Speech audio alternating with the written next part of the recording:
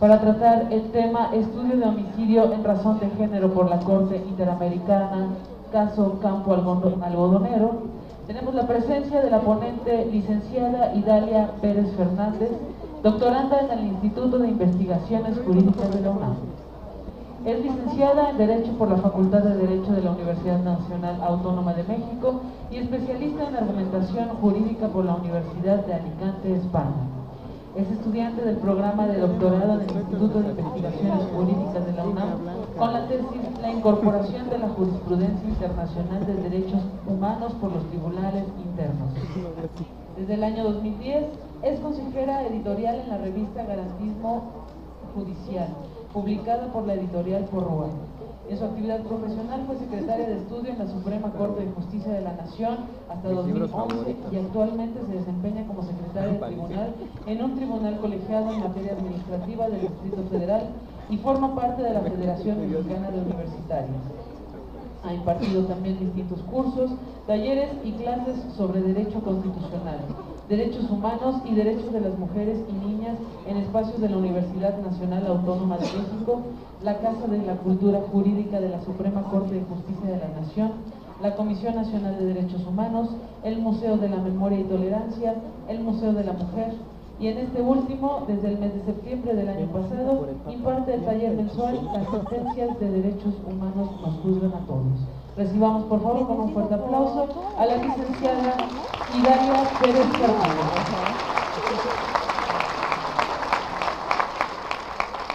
Hola, ¿qué tal? Muy buenas tardes. Antes que todo quiero agradecer la invitación. La verdad es un honor estar participando en este muy importante primer seminario de género y ciencia forense.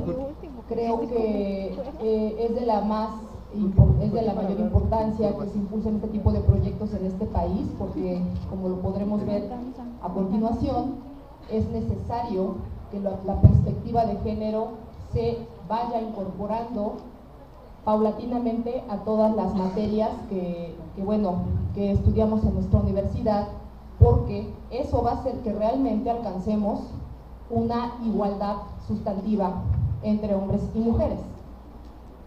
Voy a comenzar hablando de un caso que es muy importante para nuestro país, un penoso precedente, que es el caso de Campo Algodonero, es decir, cuando la Corte Interamericana de Derechos Humanos condena al Estado mexicano por una negligencia en la investigación de la muerte de mujeres en Ciudad Juárez.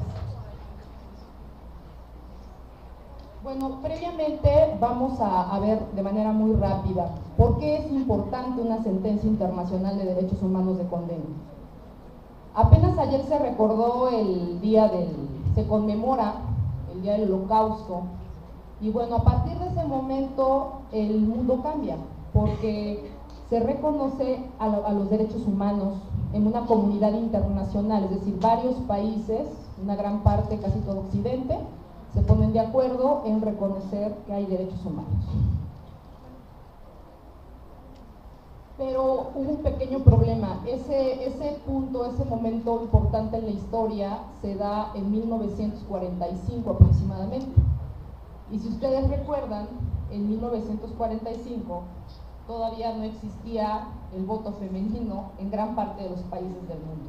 Es decir, se empieza a crear un sistema de derechos humanos donde las mujeres no estamos presentes y por tanto no construimos los conceptos jurídicos necesarios para empezar a, de alguna manera, desarrollar este lenguaje jurídico que va a ser de la mayor trascendencia, es el más relevante del siglo XX para todos y para todas. No necesitamos ser abogados o abogadas. Es obvio que los derechos humanos de alguna manera repercuten en la vida de todos y de todas en cualquier momento o en cualquier punto de nuestra existencia. Bueno, pues es hasta 1980, más o menos, finales de los 70, que se reconoce a la CEDAW, que es la Convención contra todas las formas de eliminación contra la mujer.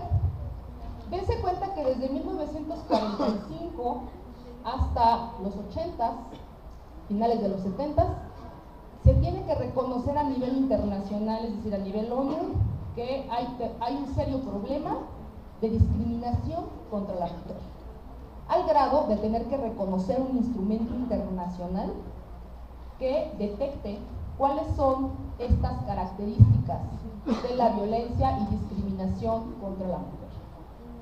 Obviamente, si nos ponemos a pensar que fue hasta los 70s, finales de los 70s, principios de los 80s, que se reconoce que hay discriminación contra la mujer, pues bueno, creo que estamos más o menos comprendiendo la dimensión de un problema en el cual se comenzó a desarrollar un sistema jurídico universal, pues de alguna manera sin reconocer las carencias o las necesidades intrínsecas de las mujeres y de las niñas dentro de las sociedades.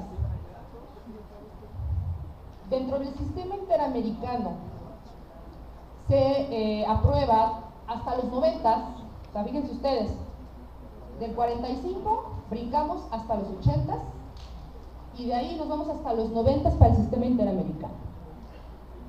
El sistema interamericano se reconoce la Convención Interamericana para prevenir, sancionar y erradicar la violencia contra la mujer, o también conocida como Belén do Pará. Y en esta convención tan importante a nivel regional, es decir, a nivel interamericano, se reconoce el otro problema. Primero se reconoció que había una discriminación generalizada a nivel universal en contra de la mujer. A nivel continental, a nivel latinoamericano principalmente, se reconoce que hay violencia contra la mujer. Y este instrumento internacional surge hasta los 90. Quiero enfatizar mucho las fechas porque eso más o menos nos puede dar una idea de qué es lo que ha sucedido en nuestras existencias, tanto de los hombres como de las mujeres, para darnos cuenta porque sí hay desigualdades que son evidentes en cuanto a los problemas que se presentan constantemente, y cómo sí ha habido una cultura generalizada tanto de violencia como de discriminación contra las mujeres y las niñas a nivel universal y a nivel regional. Lo relevante de la Convención Belén do Pará a nivel latinoamericano es que reconoce que la violencia contra las mujeres es una acción o conducta basada en su género que cause muerte, daño o sufrimiento físico, sexual, psicológico a la mujer, tanto en el ámbito público como privado. Reconocer que hay violencia tanto en el ámbito público como privado también fue un gran paso de esta convención, porque regularmente cuando se hablaba de violencia doméstica y una mujer de alguna manera se quejaba o acudía a autoridades para denunciar que había violencia doméstica o abuso desde sus casas, pues le decían que eso era íntimo y que eso era pues cuestión de su pareja o que lo arreglara en casa, ¿no? Incluso la propia familia, de alguna manera, pues daba a entender que esos eran problemas de la pareja y que no tenían por qué ventilarse a los demás todo lo que tenía que ver con la violencia. Bueno, el gran paso que se da tanto en los 70s por una serie de teorías que obviamente sustentan estas convenciones es que la violencia y la discriminación contra las mujeres puede ser privada y pública. Entonces, en este punto, hay autoras que trabajan la perspectiva de género o el feminismo, la deconstrucción del derecho, que también se le llama. Quiero precisar una cosa antes de que continúe. Perspectiva de género y feminismo son puntos que, si bien son coincidentes, no son sinónimos. El seminario que estamos tratando es de género y ciencia forense. Sin embargo, muchos de los conceptos que utilizamos para poder hablar de la perspectiva de género tienen su origen en las teorías feministas, que fueron las que de alguna manera lograron permear, porque es una teoría política muy compleja, lograron permear en las decisiones de poder y reconocimiento de derechos femeninos. Y la perspectiva de género se puede conocer como algo todavía mucho más amplio, que también reconoce la violencia contra las mujeres y las niñas, pero en el cual también podemos incluir otras categorías como pueden ser la comunidad LGTB o la comunidad gay, las nuevas masculinidades o la violencia contra los hombres. En fin, el enfoque de género pretende ser mucho más amplio y en este caso la exposición que yo estoy presentando se concentra un poco más en el tema de violencia hacia las mujeres y las niñas, sin que esto signifique que no sea importante la violencia contra los hombres o contra la comunidad LGTB o contra toda la serie de diferentes maneras que tenemos los seres humanos de expresar o externar nuestra personalidad en la sociedad.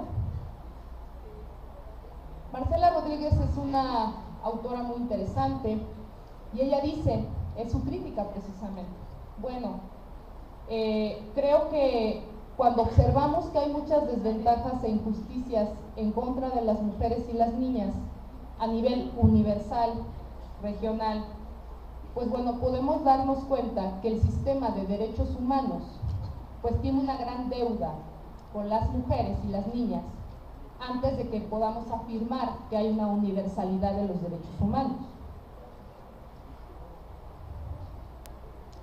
A partir de esto podemos también comenzar a pensar en qué nos basamos para decir género o discriminación en función del sexo.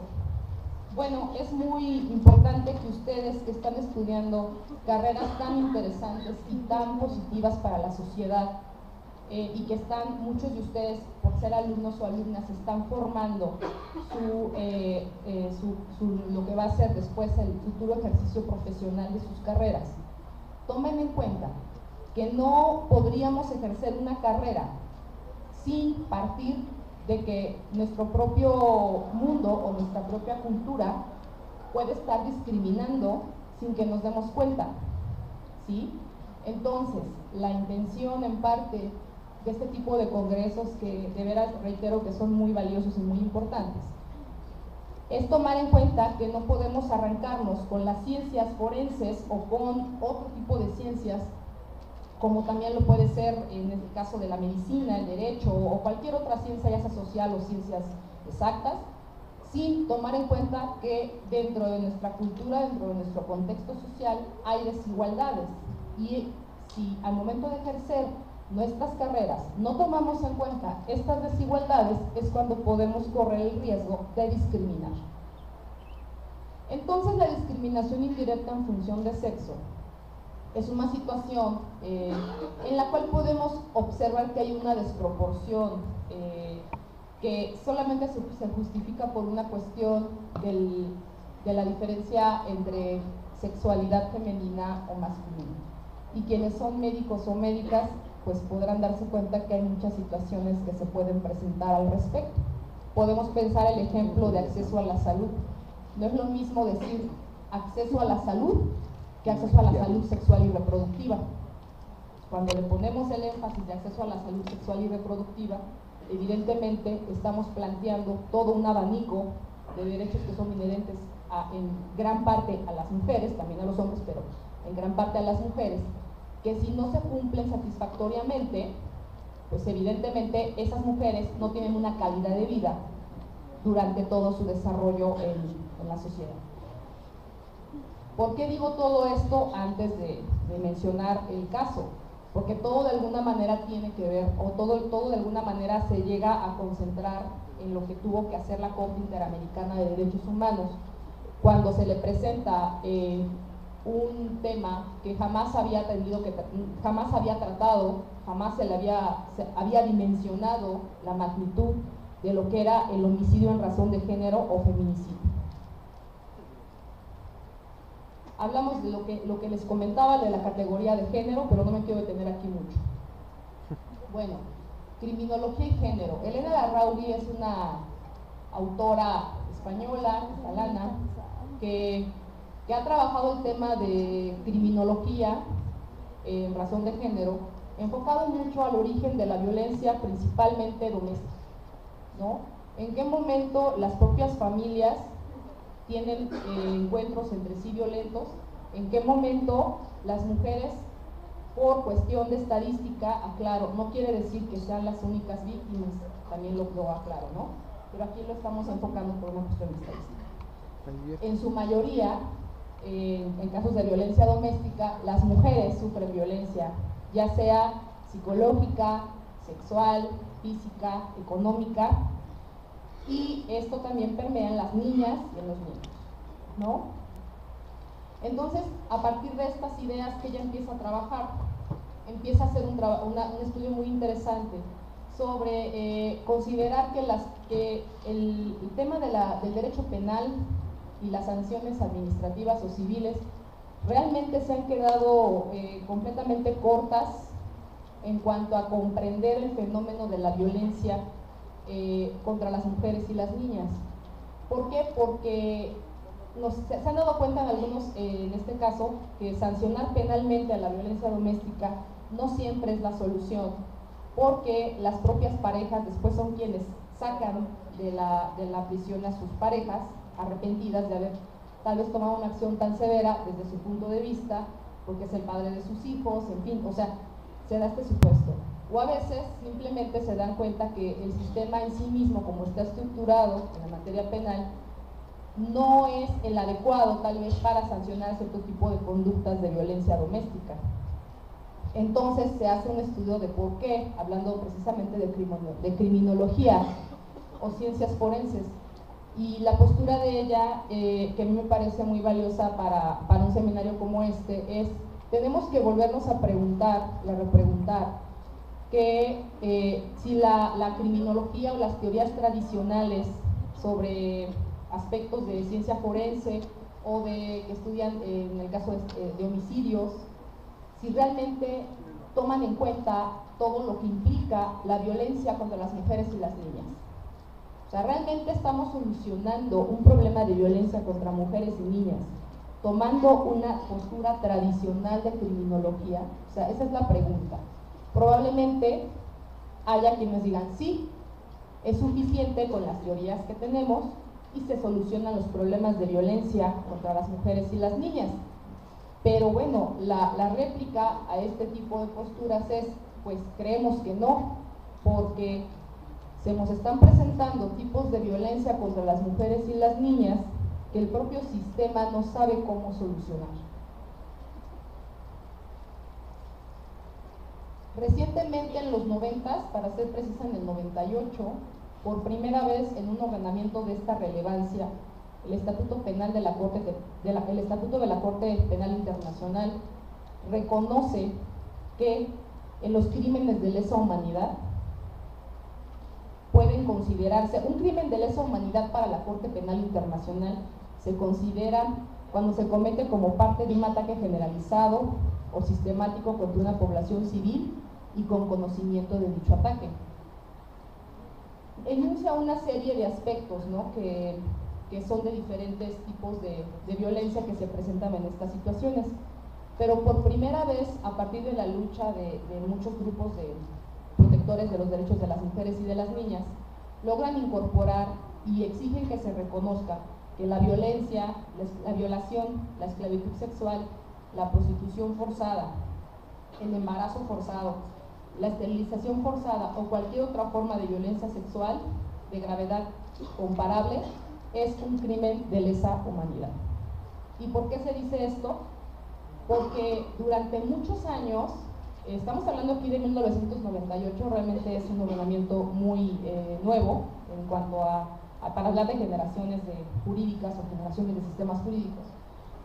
Pero aquí lo que destaca es cuántas veces en las batallas, en las guerras, en los movimientos civiles, en los movimientos armados, lo acabamos de ver hace poco, lamentablemente, lo vemos constantemente también con mucha pena, lo vemos en nuestro territorio nacional, en países cercanos, que una manera de manifestar culturalmente o de expresar violencia o sometimiento, control a otra sociedad, es a partir de sus mujeres y sus niños, ¿sí? De ahí que también otras culturas como que no son de Occidente, pues siempre tengan el tema de las mujeres como un punto muy delicado, en el cual, bueno, hemos visto cuál es la forma de controlar, porque a partir de ahí se dan muchos otros factores. Entonces, este punto es muy importante. Por fin se puede reconocer que las violaciones sexuales contra las mujeres sí pueden ser un crimen de lesa humanidad. A partir de todo esto, de unos 10 años hacia acá aproximadamente, lamentablemente para nuestro país, porque pues es un problema que es muy importante que no perdamos de vista, seguirlo viendo, bueno, el tema de la visibilización de este problema, es el homicidio en razón de género contra mujeres, o también conocido como feminicidio. En el caso del feminicidio, había una discusión, incluso en los propios foros hay una discusión sobre si puede existir o no un feminicidio, ¿no?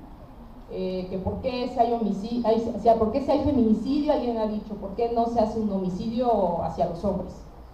Bueno, este es un punto importante por todo lo que precisamente ahorita les comenté anteriormente, ¿no? Y hay un libro muy interesante que tiene un título que creo que nos puede mover a todos. Y dice, el libro es del Instituto Interamericano de Derechos Humanos, lo pueden consultar incluso gratuitamente por internet, es un libro muy documentado.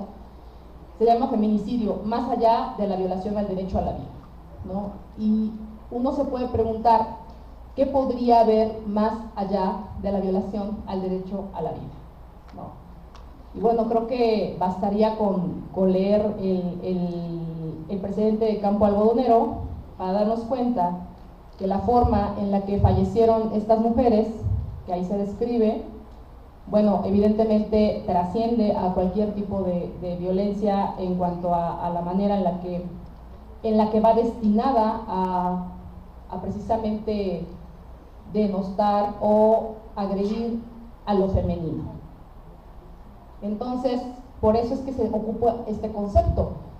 Ante la gravedad de encontrarnos en una sociedad sumamente violenta con las mujeres, donde se comienza a volver un patrón, algo común, que una mujer o una niña desaparezca, que aparezca después, si es que aparece, porque lamentablemente muchas no aparecen, y que después aparezca con ciertos rasgos de violencia que intrínsecamente tienen que ver con su feminidad desde muchos aspectos, pues las personas que estudian el derecho penal y que están interesadas sobre todo en estos temas, dicen, es que sí podemos hablar de que hay homicidios en razón de género, o sea, sí hay un feminicidio porque la forma en que fallecen, en que son asesinadas estas mujeres, va intrínsecamente vinculado a que son mujeres o que son niñas.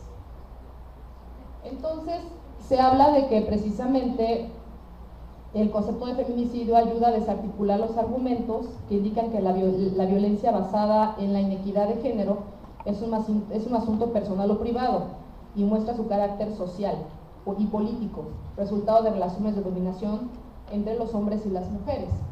El feminicidio no solamente tiene una relevancia o afecta a la familia o a las personas cercanas a la niña o a la mujer que lo padeció, que lo sufrió.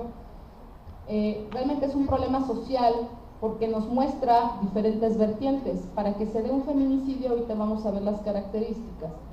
Tiene que haber una complejidad de situaciones alrededor, entre ellas la impunidad, entre ellas la indiferencia de investigar el caso, entre ellas la propia ridiculización a veces de la situación que se está presentando, como sucedió en el caso del Campo Algodonero, que a una de las mamás le decían que bueno, que finalmente que se esperara porque la hija seguramente se había ido con el novio, ¿no? Ese tipo de cuestiones que dejaron ir horas valiosas para encontrar a las menores, en este caso, que desaparecieron. Cuando se hace el caso del Campo Algodonero, me voy a ir a los hechos. Es un precedente interamericano que logra conocer el homicidio de 3 mujeres, 2 de ellas niñas, en un lugar conocido con ese nombre. Cabe precisar que fueron 8 los cuerpos encontrados, sin embargo, por cuestiones procesales, la Corte solo pudo pronunciarse por 3 de estos homicidios. El caso verdaderamente es muy fuerte. Yo creo que vale mucho la pena que como mexicanos y mexicanas sepamos que existe, porque condena al Estado mexicano y es verdaderamente un precedente, yo diría negro, y muy lamentable, porque se encuentran a los 8 cuerpos en diferente estado de descomposición, pero aparecieron el mismo día, ¿no? Entonces, no solamente eso, sino hay una serie de irregularidades, desde el momento en que la familia que están buscando, muchas familias buscan a sus hijas o a sus nietas, en fin, a todo este gama de lo que es buscar a niñas y mujeres. Y bueno, el problema es que hay una verdadera ineptitud en el momento de hacer las investigaciones, hasta incluso de levantar los cuerpos, ¿no? Se levantan los cuerpos como cualquier cosa, se revuelven los cuerpos entre sí por parte de las propias autoridades y bueno, se pierde completamente una posibilidad muy valiosa de hacer una investigación seria del caso, ¿no? Y es un precedente muy extenso que pretendió atender un problema generalizado en la región y sirvió para evidenciar la complejidad de estudiar el problema de feminicidio o homicidio de mujer por razones de género bajo un sistema de derechos humanos que aún no contempla los efectos de este tipo de violencia. Lo relevante del caso, de este caso interamericano, es que cuando se presenta ante la Corte Interamericana, en realidad los instrumentos jurídicos que tiene la Corte Interamericana para poder reconocer por qué es tan grave lo que había pasado, pues sin duda son los que nos permiten sin duda son los que nos permiten tener pues un aspecto más claro de que nos hemos quedado cortos, lo que dice Marcela Rodríguez que les comentaba hace rato, el propio sistema de derechos humanos, el propio lenguaje jurídico se ha quedado corto, porque tenemos un caso en el cual todos los polos son negativos, desde el momento en que desaparecen estas chicas, su condición, cómo desaparecen, desde el momento en que la familia las busca, que nadie les apoya, desde el momento en que nadie quiere dar seguimiento en las autoridades para poder hacer una investigación seria de una desaparición de menor o de una mujer, desde el momento en que por fin aparecen algunos cuerpos y hay negligencia en recoger a los cuerpos. Es decir, si vemos todas las aristas de este caso, que es por eso muy complejo, podemos darnos cuenta cuál es la gravedad del tema. Es como si viéramos un pequeño muestrario de algo muy grave que pasa a nivel nacional, ¿sí? Con las mujeres, o con este tipo de violencia en particular. Para que se vea este tipo de homicidio en razón de género o feminicidio, tiene que haber muchos aspectos negativos alrededor. Entonces, cuando notamos actualmente que es un fenómeno que se sigue reproduciendo, es muy importante que nos empecemos a cuestionar qué está pasando, ¿sí? Entonces, ¿qué derechos humanos fueron violados, reconocidos propiamente en estos casos?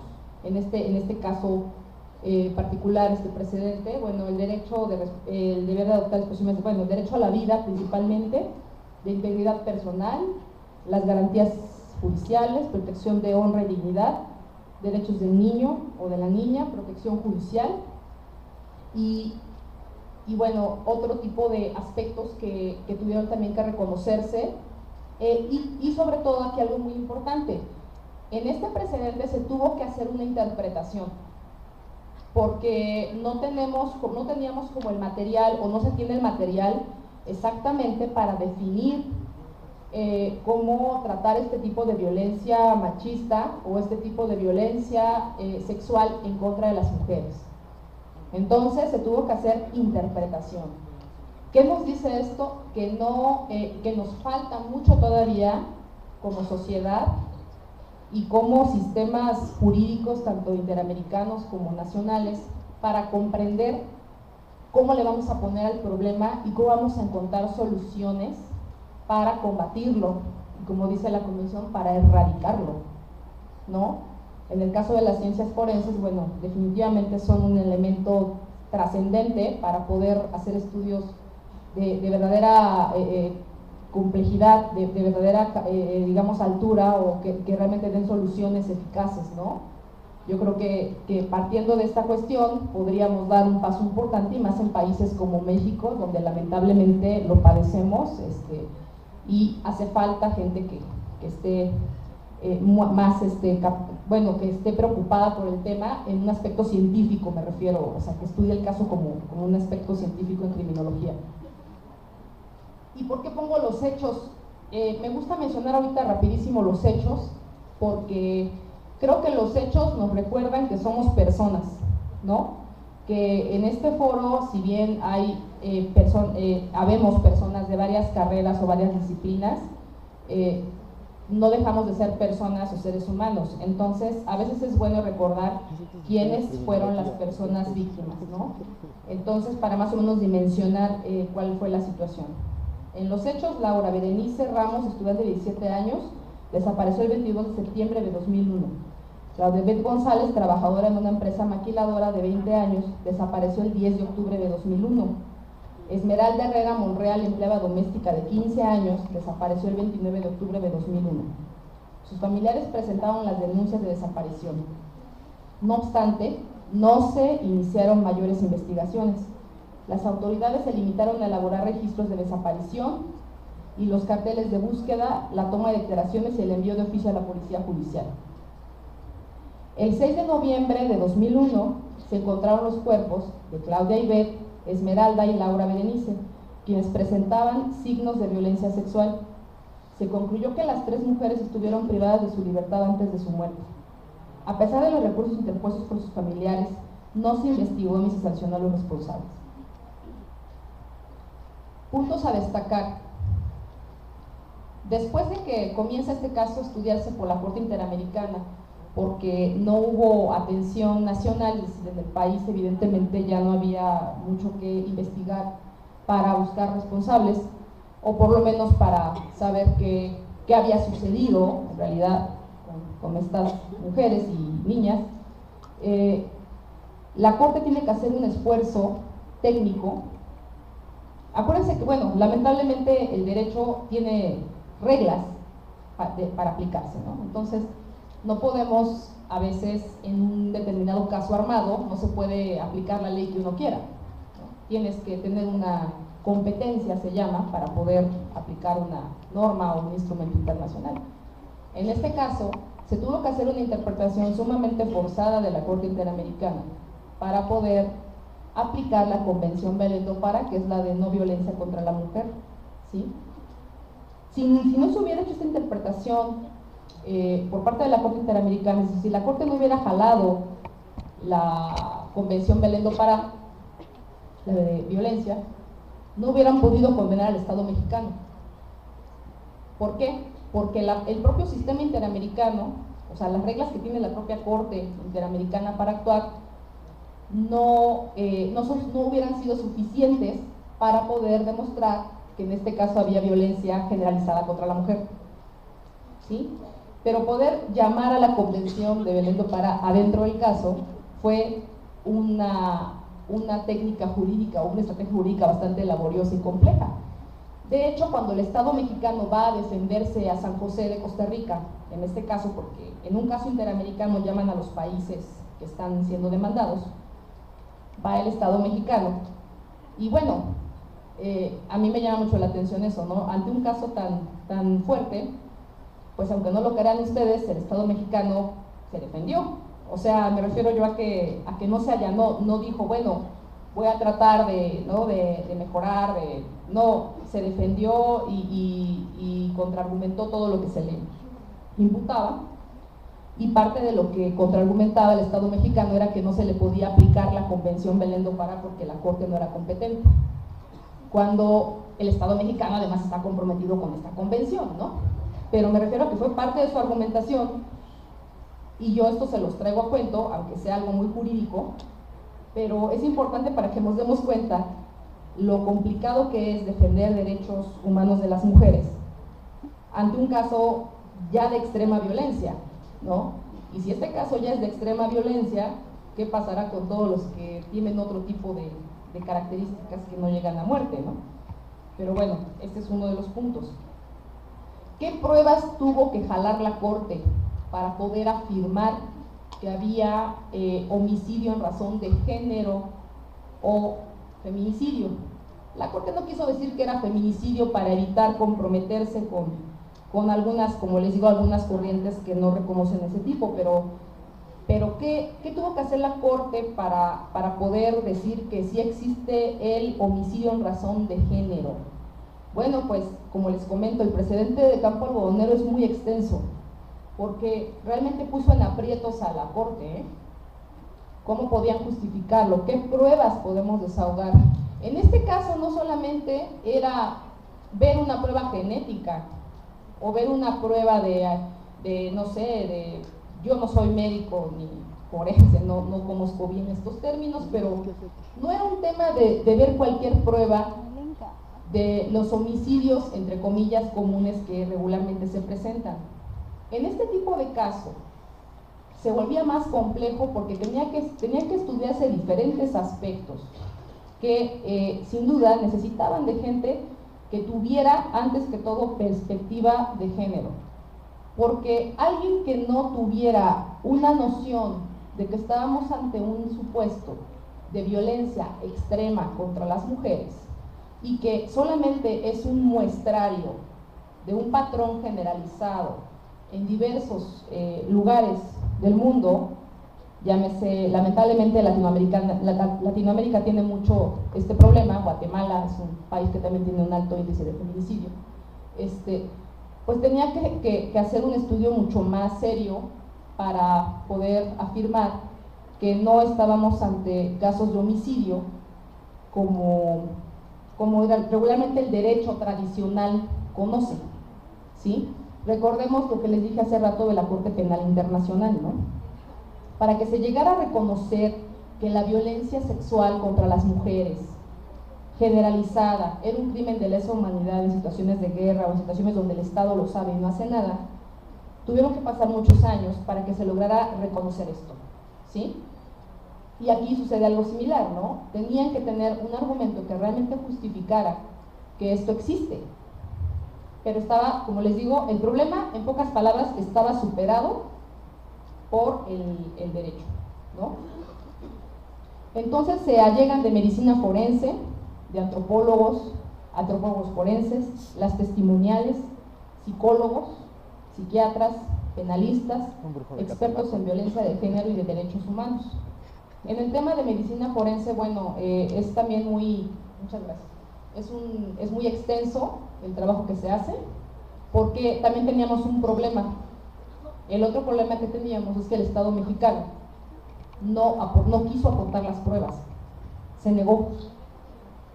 Entonces las pruebas que había para poder determinar este tipo de violencia eran las que las propias familiares habían recabado por sí mismas. ¿Sí? Entonces también teníamos aquí otro problema, ¿no? Tenía que ser a través de testimoniales, de fotografías, incluso lamentablemente, de exhumación de cadáver para poder ver cuál había sido el tipo de violencia que habían sufrido estas mujeres.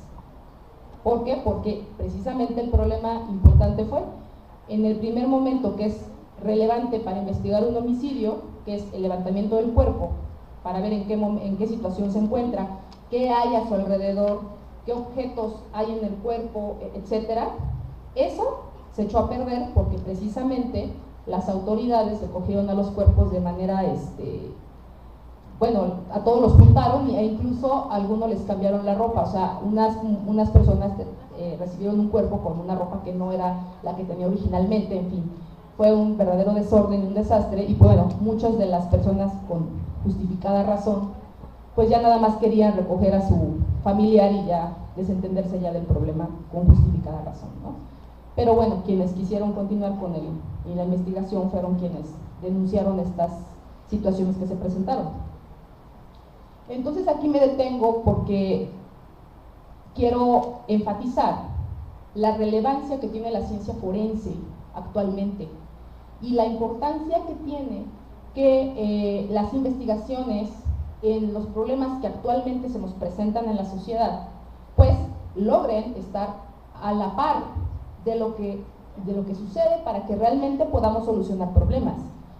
Porque es obvio que si aquí hubiera llegado un forense o una forense completamente negada a estos temas, pues a lo mejor hubiera dicho nada más lo que sale en la foto y se acabó. cuando realmente lo que se quería denunciar era un problema mucho más complejo que afortunadamente la Corte logró reconocer, porque también eso es un logro del equipo de litigio de estos casos, porque créanme que fue un caso que para lograr convencer a la Corte Interamericana, no crean que fue nada sencillo, ¿no? Estamos hablando de un jurado integrado por jueces y juezas de otros países, que no es nada más convencerlos de manera muy sencilla, sino hay que realmente instaurar todo un juicio para que ellos reconozcan que hay violación de ciertos derechos.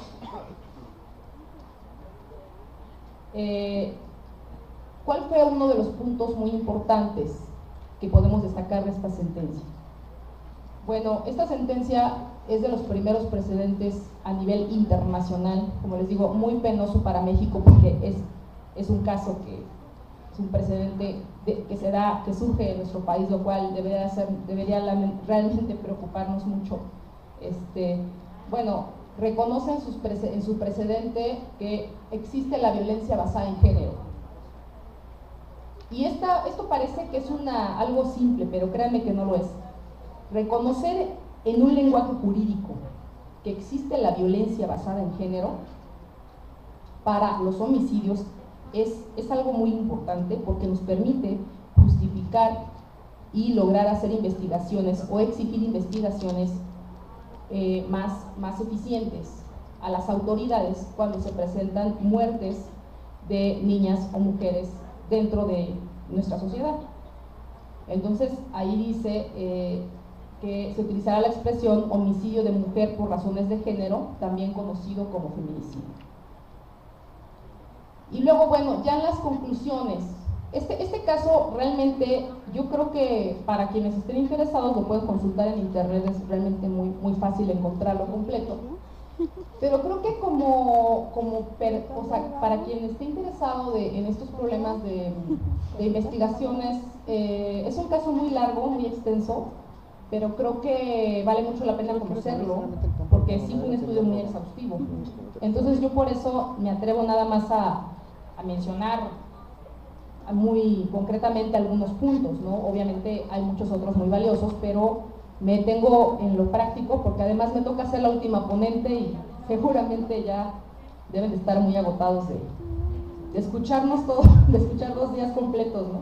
Pero sí me tocó la labor, ¿no? Complicada de ser la última, pero bueno. Mi punto es que en las conclusiones de la Corte, ¿por qué sancionan al Estado mexicano? Bueno, uno de los puntos importantes es que la Corte, obviamente, al no encontrar a los responsables, es decir, a los agresores, era imposible encontrarlos, porque, como les digo, desde la primera investigación, si no hicimos bien la primera investigación, y de aquí la importancia de la ciencia forense, si la primera investigación, donde se aportan las pruebas o evidencias, no se hace bien, es muy difícil que podamos encontrar al responsable o a la responsable. Entonces imagínense digamos que la carga que tiene un médico forense en estos aspectos, ¿no? Pero bueno, en este caso, por eso no se pudo responsabilizar.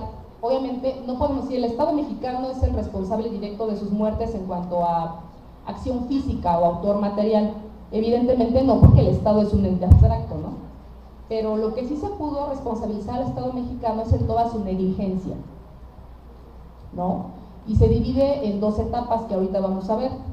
Pero una de las afirmaciones muy importantes de la Corte Interamericana la encontramos en su párrafo 164, donde dice que más allá de las cifras sobre las cuales la Corte observa no existe firmeza. Es preocupante el hecho de que algunos de estos crímenes parecen presentar altos grados de violencia, incluyendo sexual, y que en general han sido influenciados, tal como lo acepta el Estado, o sea, México acepta, por una cultura de discriminación contra la mujer, la cual, según diversas fuentes probatorias, ha incidido tanto en los motivos como en la modalidad de los crímenes, así como en la respuesta de las autoridades frente a estos. O sea, el propio Estado mexicano realmente no tenía para dónde hacerse en este caso. Como les digo, su única defensa fuerte fue: no me apliquen la de Belén do Pará, porque sabía que esa era muy importante para poder darle cuerpo al caso. Eso fue en lo que se pudo defender, pero la verdad es que en lo demás no había como mucho que hacer, ¿no?, para defender. Y en este caso acepta México que en nuestro país hay una cultura de discriminación contra la mujer y que se da y que de alguna manera también se presenta en la respuesta de las autoridades. O sea, que la discriminación generalizada contra las mujeres no solamente parte del agresor, que es el secuestrador o el homicida, sino también de las autoridades al momento en el cual hay una indiferencia de buscar o de hacer una investigación seria del caso. Y luego dice la Corte constata que hasta el año 2005 la mayoría de los crímenes seguían sin ser esclarecidos, siendo los homicidios que presentan características de violencia sexual los que se presentan con mayores niveles de impunidad. Y luego dice la Corte, esta Corte ha establecido que no toda violación de un derecho humano cometida en perjuicio de una mujer conlleva necesariamente una violación de las disposiciones de Belén do Pará. Sin embargo, dice, en el presente caso, la Corte toma nota, en primer lugar, del reconocimiento del Estado con respecto a la situación de la violencia contra la mujer en Ciudad Juárez, así como su señalamiento con respecto a que los homicidios de mujeres en Ciudad Juárez se encuentran influenciados por una cultura de discriminación contra la mujer. Todo esto lleva a la Corte a concluir que las jóvenes González, Ramos y Herrera fueron víctimas de violencia contra la mujer según la Convención Americana y la Convención Belén do Pará. Por los mismos motivos, el tribunal considera que los homicidios de las víctimas fueron por razones de género y están enmarcados dentro de un reconocido contexto de violencia contra la mujer en Ciudad Juárez.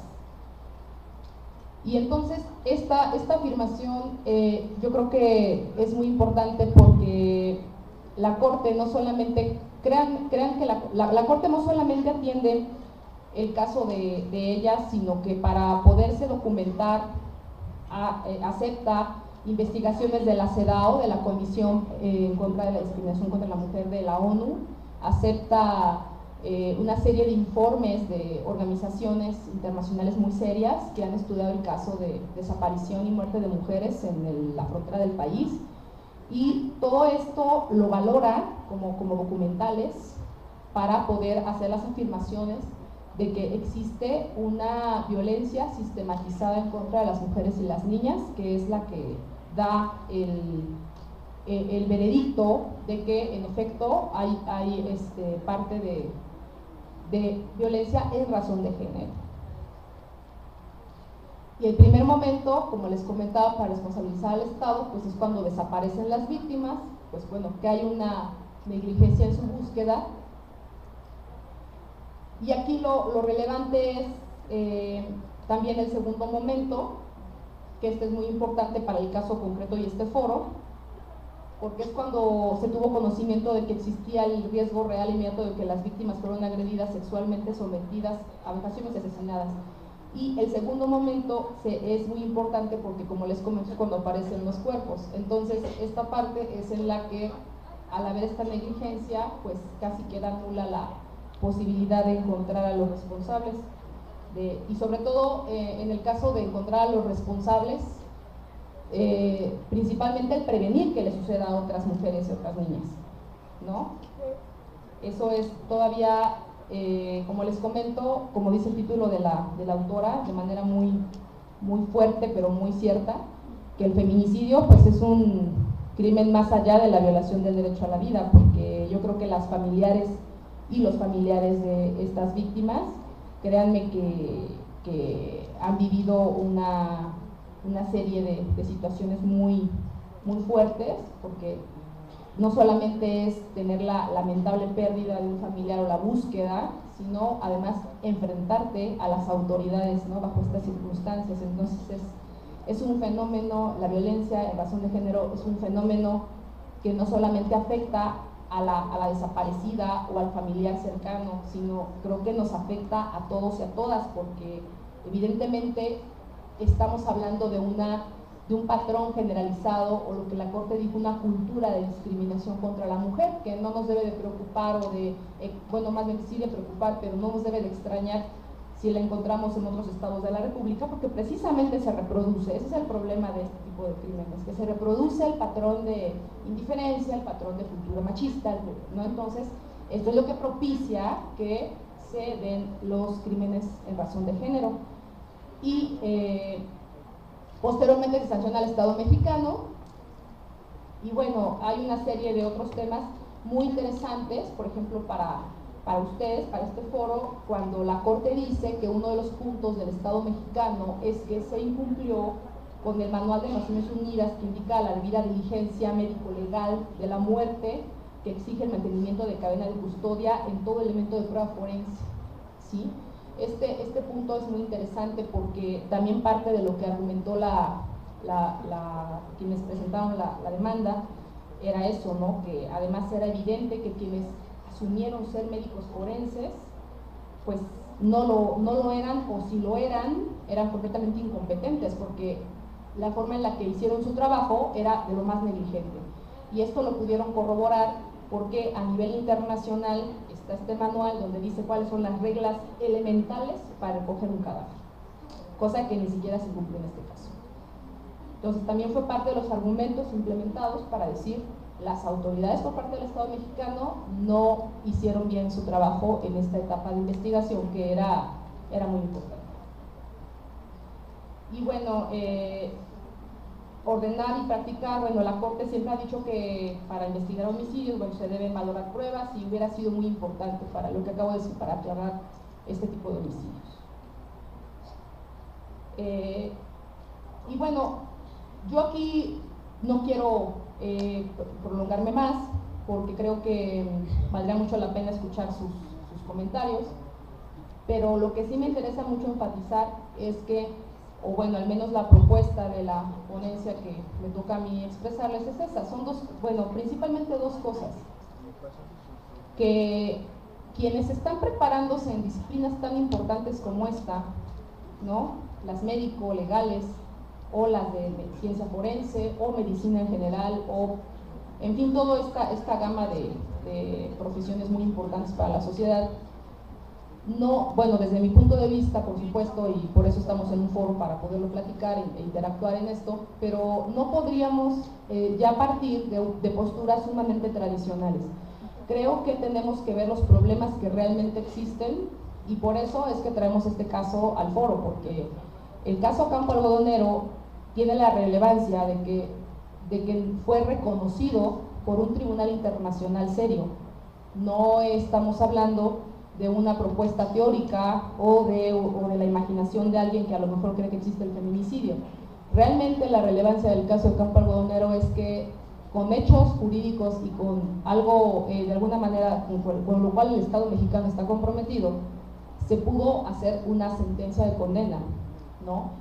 Y entonces, al reconocer que existen los crímenes en razón de género, creo que eso mismo nos obliga a que quienes somos profesionales de cualquier rama, cuando estemos ante situaciones de investigación o de violencia, porque no tiene que ser necesariamente por resultado de muerte, pero que estemos en temas de violencia, pues sí debemos de considerar que a lo mejor como le pasó a la Corte, nuestros instrumentos o nuestras herramientas cercanas ya no son suficientes para solucionar un problema. Entonces, si no partimos de esta idea y nos conformamos con lo que tenemos a la mano para salir ya del trabajo ese día, creo que no vamos a dar eficazmente, o no vamos a combatir eficazmente el problema de la violencia de género. Y bueno, sería esa mi participación, y concluyo diciendo que el voto de la juez Cecilia Medina fue muy importante en este caso, porque ella estuvo todo el tiempo procurando que en este precedente se pudiera reconocer que había habido tortura en contra de las víctimas, pero no logró colar su argumento al precedente porque no logró justificarlo jurídicamente, ¿no? Entonces ella hace un voto, desde mi punto de vista, magistral, donde dice que si ustedes creen que no hay tortura, lean en los párrafos del precedente, lean cómo fueron hallados los cuerpos, ¿no? Y si ustedes dicen que no hay tortura, bueno, entonces creo que estamos hablando de idiomas diferentes, ¿no? Y ese es el argumento de ella, y es precisamente la crítica que hace esta juez, que incluso en ese tiempo era presidenta de la Corte Interamericana, una mujer muy, muy inteligente, y ella pugnaba porque se reconociera además que había habido tortura, ¿no? Pero no lo logra hacer porque precisamente las herramientas jurídicas que había para resolver el caso, desde el punto de vista de los otros jueces, no daban para justificar que había habido tortura, ¿no? Entonces este es la otra parte del tema, lo jurídico, ¿no? Donde muchas mujeres pensamos que ahí está la prueba de que los propios sistemas jurídicos en muchos aspectos todavía nos deben un reconocimiento de igualdad, ¿no? Ahí es donde lo podemos notar, ¿no? Pero bueno, creo que el precedente, dentro de todo lo negativo o penoso de su contenido, pues es algo positivo para quienes trabajamos estos temas, porque pues es un reconocimiento de que sí existe esta violencia, ¿no? Y de antemano pues yo les agradezco mucho su atención, sobre todo por ser los últimos, por ser la última ponencia, y ya espero que haya sido de su interés, y sobre todo pues que algo haya aportado en su formación. Muchas gracias.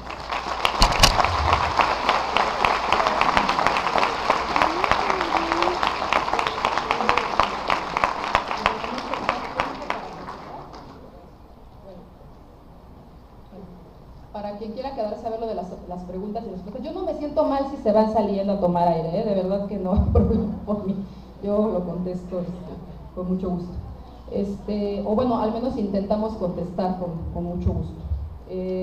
La alerta AMBER aplica en estos casos y cómo se maneja, es decir, igual que otros casos o no. Bueno, de hecho la alerta AMBER mucho se incorporó por estos casos, porque fue una recomendación de la CEDAW al Estado mexicano. ¿Quién hizo esta pregunta?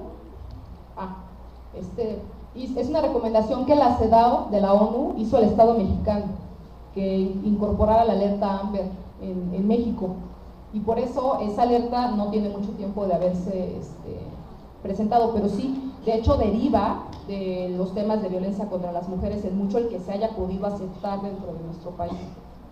Sí, es uno de los resultados, digamos, del trabajo de la CEDAW. Y es legal las 72 horas para iniciar la averiguación previa. Este es muy importante. Es legal las 72 horas para iniciar la averiguación previa por desaparición, y cuál es su fundamento. Al ser feminicidio es un delito autónomo y pasa a no estar contemplado en el catálogo de delitos, merecen prisión preventiva oficiosa. Es Flor Vázquez. Bueno, en el caso aquí es muy importante porque sí, en efecto, lo que se trabajó en este precedente, y que también es muy positivo, es que como 2 de las personas desaparecidas eran niñas, parte de lo que se le condenó al Estado mexicano es que se le dijo que su negligencia principal en el caso de las 2 menores era que al haber sido menores, la obligación era actuar inmediatamente y buscarlas por ser menores de edad. Y lo que se está tratando de hacer ahora es que, aun cuando sean adultos o adultas, ante la situación que estamos viviendo en el país, yo creo que eso de las 72 horas para iniciar una búsqueda debe de reconsiderarse, ¿no? En el caso de menores es inmediato, digo, se tiene que exigir. De hecho, la Convención de los Derechos de los Niños y de las Niñas sí es la justificación para que cuando se pierda un menor, las autoridades tienen que buscarlo inmediatamente y no esperar 72 horas, que es verdaderamente absurdo, ¿no? Y bueno, en el caso de tipificarlo como delito autónomo, bueno, es que es un tema también complejo el cómo se ha incorporado en las legislaciones nacionales. Creo que ha habido un poquito hay un esfuerzo en querer incorporar el tipo penal de feminicidio, ya está en varios códigos penales del país, pero en algunos casos no se ha podido como redondear bien a qué se están refiriendo con feminicidio. Sin embargo, en otros casos ha ido por lo menos ya considerándose como un delito autónomo, y se ha podido diferenciar en algunos casos cuando el homicidio de mujer no es feminicidio y cuando un feminicidio sí tiene las características de este tipo de violencia de género, porque puede ser otro tipo de homicidio y no necesariamente ser el tipo penal de feminicidio. O sea, sí es importante hacerlo autónomo, pero precisamente por eso, para poder, y también para quien es el acusado, ¿no? Y luego el caso Parras, aquí no sé, tiene feminicidio, pues es un libro de la novela, autora Diana González. ¿Quién hizo esta pregunta? Es que no la entendí. Ah, perdón, ¿cuál es?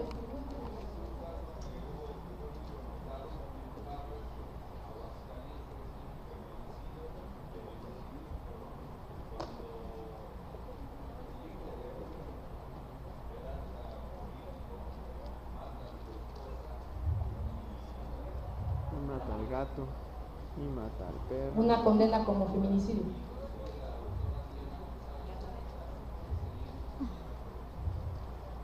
Ah, pues no he leído el libro, pero pues seguramente sí lo voy a tratar de ver con interés, porque eso es un fenómeno también muy común.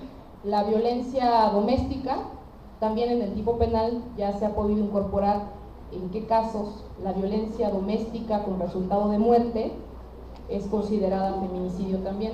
Es que lamentablemente el problema se ha extendido tanto que se ha tenido que ir clasificando las diferentes maneras en que se da este problema.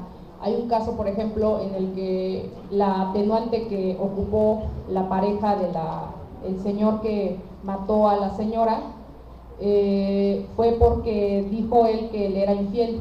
Y esto es del año 2007, no crean que es muy alejado. Y que eso es un atenuante porque tenía emoción violenta. Entonces su abogado ocupó el atenuante de emoción violenta para disminuirle la pena y en un momento dado hasta en una vez se sale, ¿no? Cuando fue un homicidio. Entonces, por eso es donde se dice que a lo mejor aquí es donde entra con claridad que es un feminicidio, porque no puedes justificar emoción violenta para matar a golpes bueno, no he entrado a matar a golpes a nadie, pero me refiero yo a la pareja, ¿no? O a una persona en lo general, ¿no? María Teresa Ambrosio, ¿considera importante establecer la pericial en materia de género como en el caso de Esclar? Que sí. Bueno, yo creo que sí, definitivamente sí. Sí, claro. Por supuesto, es muy interesante la pregunta de la doctora Ambrosio, que yo creo que parte del trabajo que se puede ir desarrollando principalmente en este tipo de foros o de espacios, es como les comento, ya creo que nos está superando, los problemas sociales nos están superando a lo que tenemos en la teoría, ¿no? Entonces, cuando notamos que está creciendo, lejos de disminuir el problema de violencia de género, está aumentando, definitivamente debe de haber capacitación para la prueba pericial en materia de género. Capacitar, o sea, que haya gente que sepa perfectamente cómo se manejan este tipo de disciplinas e impartirlas en materias como en este tipo de universidades, ¿no? o de facultades. Chantal, es el caso en el cual México recibió apoyo de un grupo forense de Argentina. ¿Cómo se llama el grupo o a qué dependencia perteneces? ¿Pertenece el grupo o quién? ¿Quién es? ¿Es Chantal Lorac? ¿Lorac? ¿Como el de Lorac, el del bigote? ¿Yo? Uh-huh. ¿El grupo de Argentina? Ah, no, la verdad así con detalle no sé, pero viene descrito en la sentencia, ¿eh?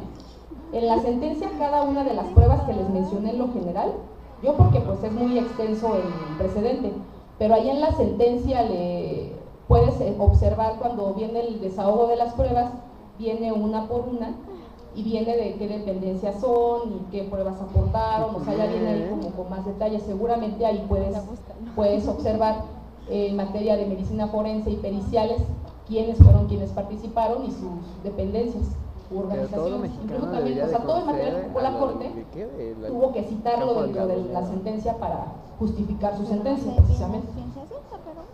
Pero chéquenlo, pero todo mexicano debería saberlo. Y bueno, la última sería: ¿por qué cree usted el momento en que desaparece una persona se debe pensar en un homicidio o feminicidio? Bueno, es que aquí precisamente no es que inmediatamente se crea. Yo creo que, acuérdense de esa frase de que con vida se fueron, con vida los queremos de vuelta, ¿no? Aquí la idea es que lo que dijo la Corte en una parte de sus consideraciones es, si el Estado mexicano, o sea, si ese sector principalmente de la población, en este caso Ciudad Juárez, está con cifras muy elevadas de desaparición de mujeres y de niñas, que después aparecen muertas, ¿no?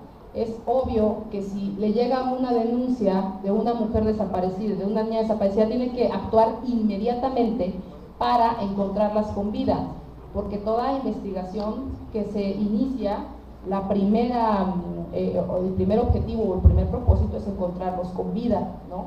Eso es lo más importante.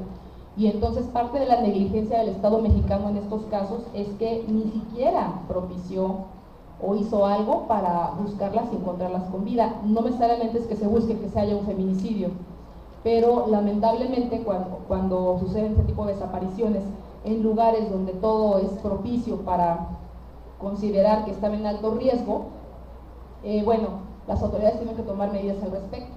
Y en este caso también hay que tomar en cuenta otra cosa, no es porque crean que va a ser necesariamente un feminicidio, pero sí la sociedad, en esta sociedad, ese tipo de, lo que son las niñas y las mujeres, son considerados grupos vulnerables. Entonces, al ser considerados grupos vulnerables, sí se debe de tener cierta diligencia para actuar y buscarlas con mayor rapidez, como con los menores, ¿no? Con los niños y las niñas, que es buscarlos con la mayor diligencia y con la mayor rapidez por la situación de vulnerabilidad que tienen. Y bueno, creo que aquí hay otras, pero esta sería la última, parece ser. ¿En qué año fue quienes intervinieron en el caso? Fue el 2009. Bueno, este caso se construyó desde casi 2004 más o menos, pero se resolvió en la Corte en noviembre de 2009. Es sentencia de 2009. Pero bueno, lamentablemente da para mucho, y da para mucho porque para nuestra desgracia pues sigue siendo un problema vigente, ¿no? Entonces, creo que por eso es que nos interesa tanto que la conozcamos o que la platiquemos, o que por lo menos, independientemente de la opinión de cada uno de ustedes como profesionales, como profesionistas en sus respectivas materias y disciplinas, pues que conozcamos el caso, ¿no? Eso es muy importante. ¿Tanto como tú? Y bueno, pues yo les reitero mi agradecimiento y espero haber por lo menos cubierto un poco mis preguntas. Muchas gracias.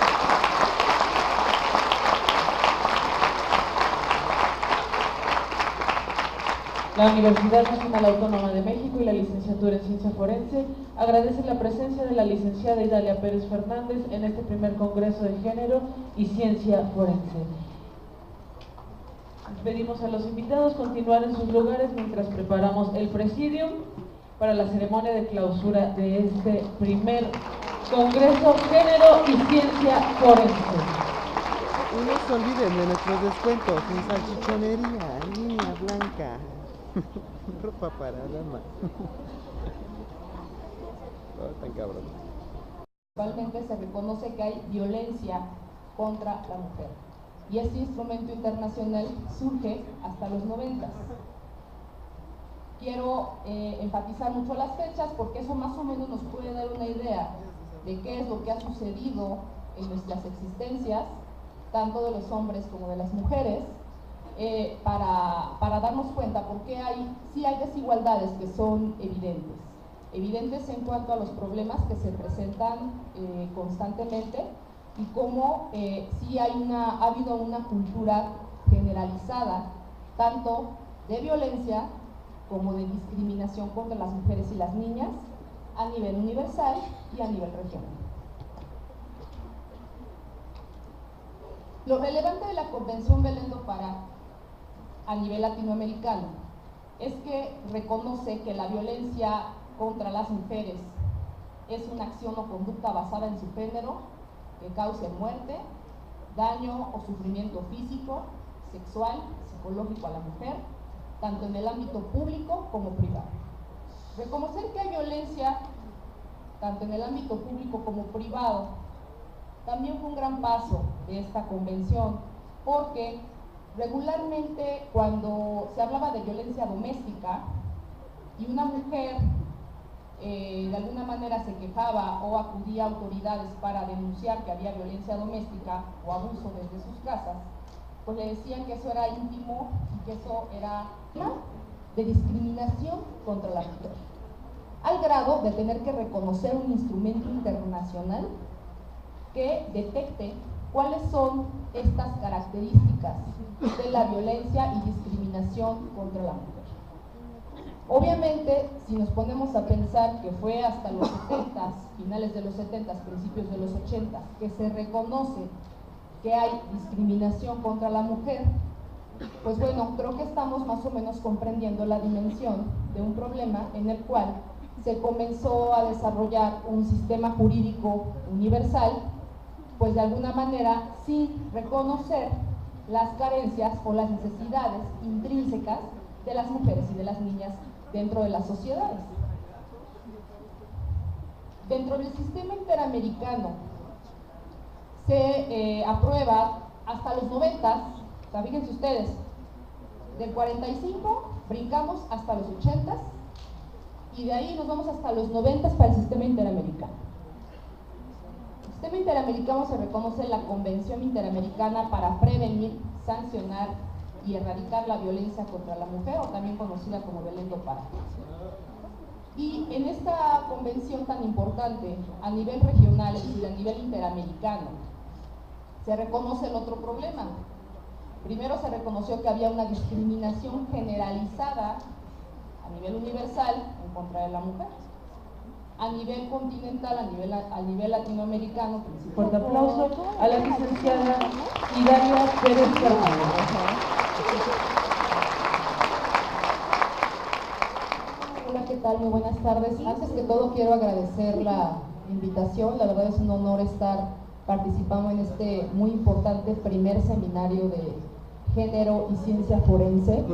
Creo que es de la mayor importancia que se impulsen este tipo de proyectos en este país, porque como lo podremos ver a continuación, es necesario que la perspectiva de género se vaya incorporando paulatinamente a todas las materias que estudiamos en nuestra universidad, porque eso va a hacer que realmente alcancemos una igualdad sustantiva entre hombres y mujeres. Voy a comenzar hablando de un caso que es muy importante para nuestro país, un penoso precedente, que es el caso de Campo Algodonero, es decir, cuando la Corte Interamericana de Derechos Humanos condena al Estado mexicano por una negligencia en la investigación de la muerte de mujeres en Ciudad Juárez. Bueno, previamente vamos a ver de manera muy rápida por qué es importante una sentencia internacional de derechos humanos de condena. Apenas ayer se recordó se conmemora el Día del Holocausto, y bueno, a partir de ese momento el mundo cambia, porque se reconoce a los derechos humanos en una comunidad internacional, es decir, varios países, una gran parte, casi todo Occidente, se ponen de acuerdo en reconocer que hay derechos humanos. Pero hubo un pequeño problema. Ese momento importante en la historia se da en 1945 aproximadamente. Y si ustedes recuerdan, en 1945 todavía no existía el voto femenino en gran parte de los países del mundo. Es decir, se empieza a crear un sistema de derechos humanos donde las mujeres no estamos presentes y por tanto no construimos los conceptos jurídicos necesarios para empezar a, de alguna manera, desarrollar este lenguaje jurídico que va a ser de la mayor trascendencia, es el más relevante del siglo XX para todos y para todas. No necesitamos ser abogados o abogadas. Es obvio que los derechos humanos de alguna manera repercuten en la vida de todos y de todas en cualquier momento o en cualquier punto de nuestra existencia. Bueno, pues es hasta 1980, más o menos finales de los 70, que se reconoce a la CEDAW, que es la Convención contra todas las formas de eliminación contra la mujer. Dense cuenta que desde 1945 hasta los 80s, finales de los 70s, se tiene que reconocer a nivel internacional, es decir, a nivel ONU, que hay un serio problema. Para tratar el tema estudio de homicidio en razón de género por la Corte Interamericana, caso Campo Algodonero, tenemos la presencia de la ponente licenciada Idalia Pérez Fernández, doctoranda en el Instituto de Investigaciones Jurídicas de la UNAM. Es licenciada en Derecho por la Facultad de Derecho de la Universidad Nacional Autónoma de México y especialista en Argumentación Jurídica por la Universidad de Alicante, España. Es estudiante del programa de doctorado en el Instituto de Investigaciones Jurídicas de la UNAM con la tesis La incorporación de la jurisprudencia internacional de derechos humanos por los tribunales internos. Desde el año 2010 es consejera editorial en la revista Garantismo Judicial, publicada por la editorial Porrúa. En su actividad profesional fue secretaria de estudio en la Suprema Corte de Justicia de la Nación hasta 2011 y actualmente se desempeña como secretaria de tribunal en un tribunal colegiado en materia administrativa del Distrito Federal y forma parte de la Federación Mexicana de Universitarios. Ha impartido también distintos cursos, talleres y clases sobre derecho constitucional, derechos humanos y derechos de las mujeres y niñas en espacios de la Universidad Nacional Autónoma de México, la Casa de la Cultura Jurídica de la Suprema Corte de Justicia de la Nación, la Comisión Nacional de Derechos Humanos, el Museo de la Memoria y Tolerancia, el Museo de la Mujer, y en este último, desde el mes de septiembre del año pasado, imparte el taller mensual Las sentencias de derechos humanos nos juzgan a todos.